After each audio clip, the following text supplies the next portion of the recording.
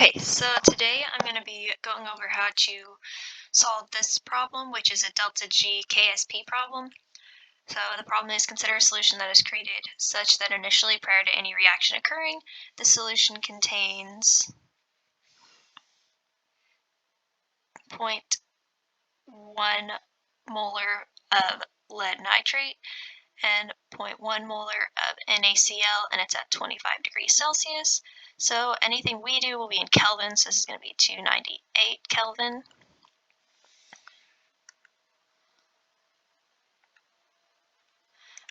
So then, and then here's the equation.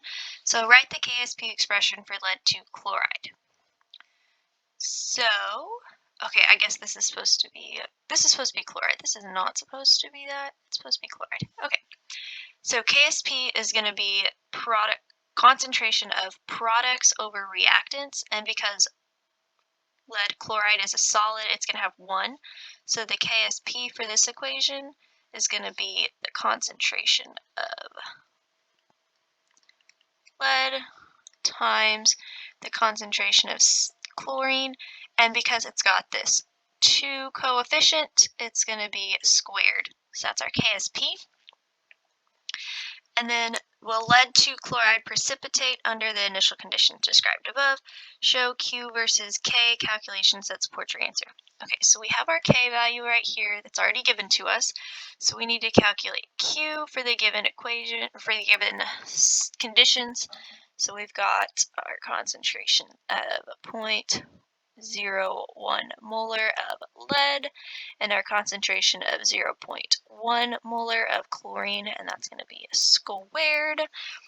So then you plug that into a calculator and you get 1.0 times 10 to the negative 4th, and this K value is, or this Q value is greater than K, which means that the reaction is going to go in reverse, and because the solid is on the reactant side and this is going in reverse, a solid will form.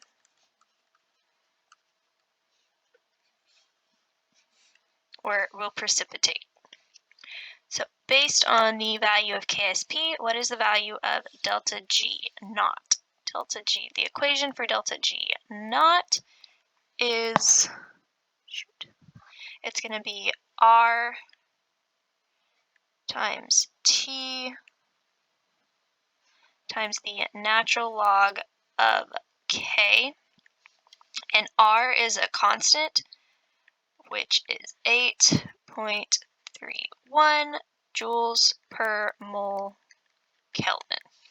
Okay, so if we plug in all of our values, we've got 8.31 joules per mole Kelvin times our temperature, which is 298 Kelvin, and you always plug this in Kelvin. So if you're given Celsius like we were, you have to convert it. Okay, and then natural log of this K, which is going to be 2.2 times 10 to the negative 5th. So we plug that into our calculator. Actually, before we do that, so yeah, we'll plug that into our calculator, which gives us 26,600 rounded to the 3 significant digits, because we're only ever given, so we're given 3 significant digits here, we have 3 significant digits here, and this is also should be 3 significant digits. So, and then whenever looking at what should be here, we've got our kelvins right here, which cancel out, so then we're left with our joules per mole Kelvin. So joules per mole, excuse me, it should be joules per mole, and that is our delta G naught value. So, and then for the second question of B, is asked to calculate delta G naught for this reaction under the given equations. So the equation for delta G is going to be delta G naught plus RT natural log of Q. And again, this R is going to be this constant. So if we plug this in, we're going to get our 26,600 from our previous calculation, joules per mole, plus our 8.31 joules per mole Kelvin. And then that's going to be times, we're still working at this temperature, so it's still going to be 298 Kelvin. That should be an 8. And then times the natural log of Q, which we calculated above right here. So natural log of 1.0 times 10 to the negative fourth. Okay, and then the kelvins cancel out, so we are again left with joules per mole. So we know we can add these up.